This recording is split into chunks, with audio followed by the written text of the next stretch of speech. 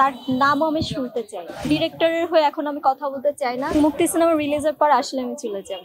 আমি চাই যে যেখানে যাই সবকিছুর মাঝে যেন ডিফারেন্ট কিছু একটা তুলে ধরতে পারি, কারণ এক একজনের এক এক রকম ফ্যাশন ক্যারি করে। তো আমি আসলে আমার স্টাইলেই আসলে চলি। তো আজকে যে ড্রেসটা পরেছি এটা আজুয়া ব্র্যান্ডের, এবং এটা একটা ড্রেস, মানে এই ড্রেসটাই হচ্ছে আমি ট্রাই করছিলাম যে ডিফারেন্ট কি করা যায়। এই ড্রেসে তো আমি হেয়ার স্টাইল করতে পারি নর্মালি, তো আমি ট্রাই করলাম যে এটার উপরে আমি হিজাবের মধ্যে কি করতে পারি। তো হিজাবের মধ্যে আসলে হচ্ছিল না, তারপর ট্রাই করলাম যে আমাদের যে রাজা বাদশার যে যুগে যে রানীদের যে স্টাইল গুলো করা হয় ক্যাপের মধ্যে পাগড়ির উপরে, তো ওইভাবেই আসলে কাস্টমাইজ করেছি। আসলে একটা সত্যি কথা বলি, এই যে আপনারা যে টুপিটা দেখছেন এটা কিন্তু ছেলেদের টুপিটা আমি মেয়েদের লেস লাগিয়ে এটা কাস্টমাইজ করেছি, এবং এই ড্রেসের সাথে একদম মানে যেন মানানসই হয় এবং নতুনত্ব কিছু পাওয়া যায়, এটাই আসলে ট্রাই করেছি। এটাই হচ্ছে মজার ব্যাপার এই ড্রেসের। ফ্যাশন বলতে আমি যেটা বুঝি, ধর অনেক আগের যুগের স্টাইলও কিন্তু বর্তমানে চলে আসছে। আগে আমরা লং থ্রি পিস পরতাম, এটার মাঝে আমরা লং থ্রি পিস পরেছি, এখন সেখান থেকে আবার শর্টে চলে আসছি, এবং আবার শর্ট থেকে আবার লং, একবার এক এক স্টাইল। তো আমি চাই মানে ওই সময়কার যে ফ্যাশনটা, এখন তো সবাই কিন্তু কমন ভাবে চলছে, সবাই গাউন পরছে, তারপর শাড়ি পরছে, থ্রি পিস পরছে, কিন্তু ডিফারেন্টটা কোথায়?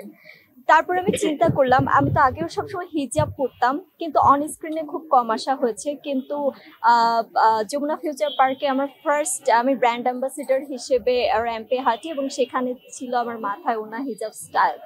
সেখান থেকে আমি ট্রাই করলাম যে আমার অডিয়েন্স আমার শালীনতাকে পছন্দ করেছে, কারণ আমাদের বাংলাদেশে দুটো জিনিসের দিকে খেয়াল রাখতে হবে, মানে হয় অডিয়েন্স অনেক বেশি বোল্ড লাইক করে, আর না হয় শালীনতা লাইক করে। তো অনেক বেশি বোল্ড হওয়া তো আমার পক্ষে আসলেই পসিবল না, কারণ আমি কখনোই বোল্ড হিসেবে নিজেকে প্রেজেন্ট করতে চাইনি। আমি চেয়েছি যতটুকুই কাজ করি শালীনতার মাঝে, এবং হিজাব স্টাইল বা হিজাব স্টাইল নিয়ে অনেকে অনেক কথাও শোনাতে পারে, তো জাস্ট শালীন থাকতে হবে ড্রেসটা। তো সেই চিন্তা থেকে আসলে আমি আমার মতো এখন ড্রেস ক্যারি করা ট্রাই করছি। হয়তো অন্য ব্র্যান্ড হলেও ড্রেসের, বাট আমি যে মাথার উপরে যে হিজাব বলেন, ওড়না বলেন, যাই ক্যারি করি, এটা হচ্ছে আমার স্টাইলে করা হয়। এবং আমি সামনে চাই একজন শালীন অভিনেত্রী বা শালীন মডেল হিসেবে নিজেকে প্রেজেন্ট করতে। আমি একটা জিনিস মনে করি, নারী যেই প্রফেশনেই থাকুক না কেন, শালীনতায় নারী খুবই মানে শালীনতায় একজন নারীর সৌন্দর্যটাই আলাদা, আর বোরকা আর হিজাব আর মাথায় ওড়না দিলে তো আরো বেশি ওয়াও লাগে।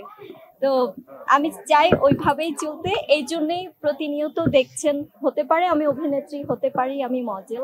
আমার যে সাজ, এটা হচ্ছে ইশারা জাহান স্প্লেন্ডার বা ইশারা জাহান আপু, ইশারা আপুর কাছ থেকে আমার মেকআপ করা হয়।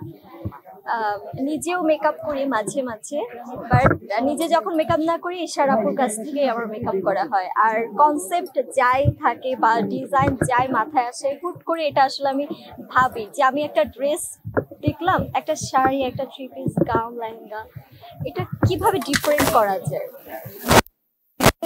না মিলে যায়।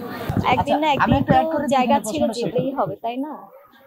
আসলে একটা মান অভিমান থেকে আসলে হয়েছে আমার মুক্তি সিনেমাটা, আসলে কিছু শুটিং বাকি আছে, গান কিছু সিন, তো ওইটার জন্য আসলে আমি নিজেকে এখনো 3 বছর আসলে ধরে রেখেছি।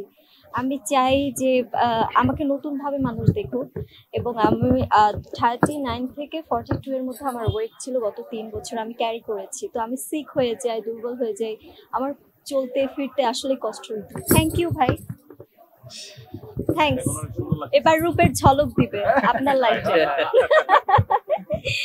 তো আসলে ওই কষ্ট থেকে যে এখনো শুটিং হচ্ছে না, একটা রাগ অভিমান থেকে যে এতদিন ট্রাই করছি, কারণ মুক্তি আমার স্বপ্নের একটা সিনেমা, যেটা এই সিনেমা রিলিজ হওয়ার পর আমার অন্য সিনেমা না করলেও আমি হ্যাপি হব, যেহেতু আমার এটা একটা প্রজেক্ট, আমার স্বপ্নের প্রজেক্ট। এখানে আমি অনেক হার্ডওয়ার্ক করেছি, এখানে আমি নিজে স্ট্যান্ড করেছি, ফাইট করেছি, কোনো দামি মান ছিল না মুক্তি সিনেমা, এবং আমার বুকের হাড় ফেটে যায়। আমার মাথায় চোট লেগে আমার চোখে আঘাত পাই, আবার কোমরেও প্রবলেম হয়। তো সব মিলে আসলে এটা নিয়ে আমি খুব এক্সাইটেড, এবং শুধু আমি না, আপনারা সবাই এক্সাইটেড। তো আমি চাই আসলে মুক্তি সিনেমাটা রিলিজ হোক। দেখি মুক্তি সিনেমা যতদিন না রিলিজ না হচ্ছে ততদিন আপনাদের সব ক্যামেরার সামনে আমাকে পাবেন, এবং মুক্তি সিনেমা রিলিজের পর আসলে আমি চলে যাব। দর্শকরা আপনাকে চায়, আপনি কেন যেতে চান? আসলে যদি দর্শক আমার সিনেমা দেখার পর বলে যে আমার মুক্তিকেই লাগবে, আমার রাজরিপাকেই লাগবে অন স্ক্রিনে বড় পর্দায়, ইনশাল্লাহ থাকবো। সেটা ডিরেক্টরকে আপনারা জিজ্ঞেস করুন, কারণ ডিরেক্টরের হয়ে এখন আমি কথা বলতে চাই না, কারণ সবাই কিন্তু প্রশ্নটা আমাকে করে দিন শেষে, এই জন্য আমি আসলে লজ্জিত। ডিরেক্টরকে হাতের কাছে পাওয়া যায় না, ঠিক আছে? ডিরেক্টরকে জিজ্ঞেস করবেন, উনি আসলে ভালো রিপ্লাইটা দিতে পারবেন। আপনারা পাচ্ছেন না, আমি তো সেটা বলি না, আমি তো এখন আর কথাই বলি না। সে সিনেমা প্রফেশনের দিক থেকে তার সাথে আমার সিনেমা কেন্দ্রিক কথা হবে, তারপর তার নামও আমি শুনতে চাই না, এই নামটা আমার সামনে আর বলবো। আমি মনে করি বয়স যখন বাড়ে, আমি তো এর আগেও খুব একটা মানে ছোট একটা মেয়ে ছিলাম, এখন ডে বাই ডে আমার বয়স বাড়ছে। তো বয়সের সাথে সাথে আসলে নারীর সৌন্দর্যটা ফুটে ওঠে। তো আমার আসলেই মনে হচ্ছে যে আমার পারফেক্ট একটা মেয়ে হিসেবে এখন ইন্ডাস্ট্রিতে দাঁড়াতে পারবো, বা সিনিয়র হিরো যারা আছে তাদের সাথে কাজ করতে পারবো। এর আগে মনে হয়তো যে আমি ছোট, ওদের পাশে দাঁড়ালে আমাকে পিচ্ছি পিচ্ছি লাগবে। বাট আমার কাছে এখন আমি আয়নার সামনে দাঁড়িয়ে যে এই হিরোর সাথে কাজ করলে কি ভালো লাগবে, হ্যাঁ ভালো লাগবে।